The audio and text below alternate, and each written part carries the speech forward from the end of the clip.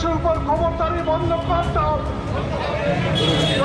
গত অক্টোবর মাসের 17 তারিখে নিউজ ক্লিক একটি সংবাদ মাধ্যম, এটা সংবাদ পোর্টাল হিসেবে সারা দেশে খুব পরিচিত, তার দপ্তরে হানা দেয়, দপ্তর সিল করে দেয় এবং সেখান থেকে নিউজ ক্লিকের যে সম্পাদক, যিনি বিজ্ঞান আন্দোলনের একজন কর্মী, ওনাকে গ্রেপ্তার করে রবিপুর কায়েস্ত এবং অফিস যিনি পরিচালনা করেন অসিত চক্রবর্তী, তাদেরকে গ্রেপ্তার করেন এবং এরপরে এই দিনে দিল্লি, গুরগাঁও, নয়ডা তাদের সঙ্গে যুক্ত যে সাংবাদিকরা, তাদের বাড়িতে গিয়ে রেড করেন, দীর্ঘক্ষণ লাগাইয়া তাদের বাড়ির আসবাবপত্র সব লণ্ডভণ্ড করে দেন এবং তাদের বিভিন্ন ল্যাপটপ এবং তাদের মোবাইলগুলো সিজ করে নিয়ে আসে।